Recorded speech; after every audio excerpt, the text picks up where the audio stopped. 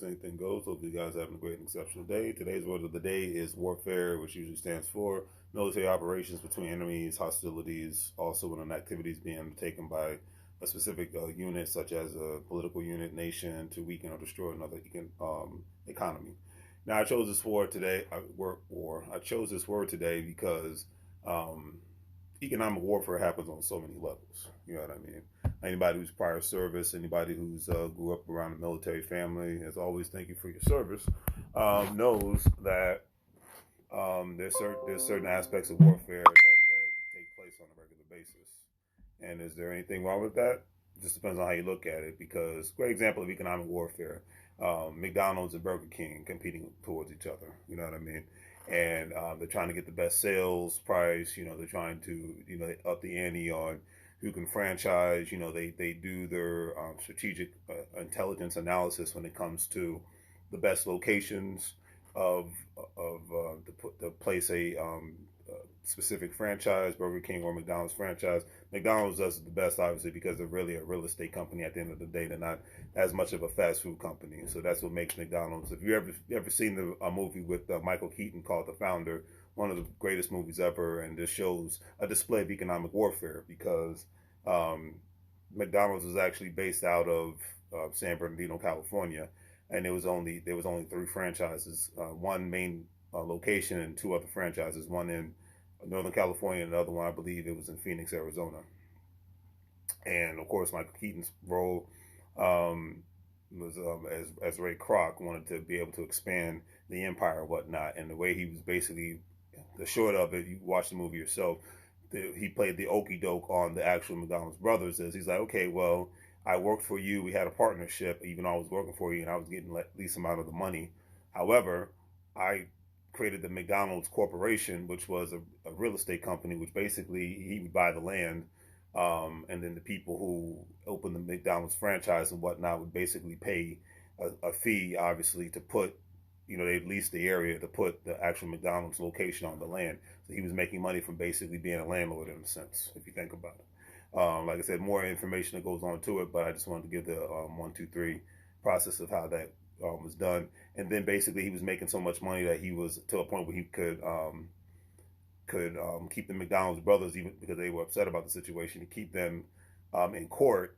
And that if you've ever had to sue anybody, especially a corporation, it's a very expensive process and it's a timely process. And usually that's why a lot of big companies win, because they have the money and the means to wait people out. Unlike regular working people, you know what I mean. So that's just one example of economic warfare that happens on a regular basis. Gentrification, another aspect of economic warfare. The people that own, a lot of times they don't keep the property, real estate within the family. A lot of people just can't wait to say, oh, I'm done with it. I don't want no, a lot of people don't want the responsibility. I'm just going to put it that way. A lot of people, either they can't handle the responsibility or they're lazy. So it's usually one or the other, and I get it. If you can't handle the situation, then you shouldn't be a part of it. And if you're too lazy to deal with the situation, then you shouldn't be a part of it either. Everything takes work.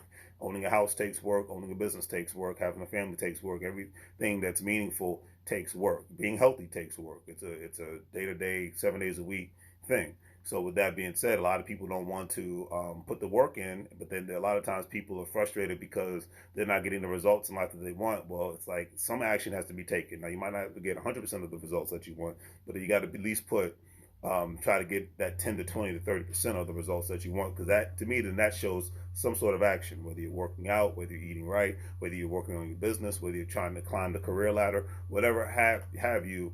Something good, because in a sense it's like a resume. Life is a resume and a cover letter. So you're supposed to display your goals and accomplishments and what you bring to the table and what you want to bring to the table at the end of the day. So warfare happens in so many different ways, from a mental perspective, from an actual physical perspective, from an economic perspective. I'm just talking about it from an economic perspective, where people's sales are high in one area and low in another area. Where people, heck, you got real estate warfare going on right now, because you got corporations bidding against regular working people. You got or even small businesses, just to try to be able to purchase a property, especially a single family home nowadays. You got corporations sucking them up and basically, in a sense, creating new rental single family communities and whatnot, because the scarcity of real estate. So it's like that's just another people constantly trying to get their piece of the pie, and they're trying to get to you first, and they're trying to outbid you like an auction. That's another great example of information. Of economic warfare. Like tomorrow, I'm going to participate in the Reading, Pennsylvania real estate tax sale auction, where me and various amounts of people are going to bid on properties that we can get clean, free, no mortgage, no tax issues. We are able to pay the taxes off. Plus, we're able to get, if we win the property, then the property is ours. There's no waiting period or anything of that nature. And that's another aspect of economic warfare. So, winners and losers. That's just the way it goes. And to quote from a military quote, it states, "A true soldier fights not because he hates what is in front of him, but because he loves what is behind him." And I could not agree with that statement more. People compete on various amounts of various amounts of levels in order for them to be able to secure a better future for not only themselves but for their family and whatnot, or in certain instances the country or the city or the state. It just depends on the situation, But that's where a lot of times people fight in various different ways. And just me talking about it from an economic perspective, that's just one way that people compete on a regular basis. But are you ready to compete, or are you ready to be complicit? Because a lot of people, especially with a lot of people being at home for over a year, not having to work, a lot of people became complicit. But then a lot of people was like, hey, they took that money and they did some special smart things with it.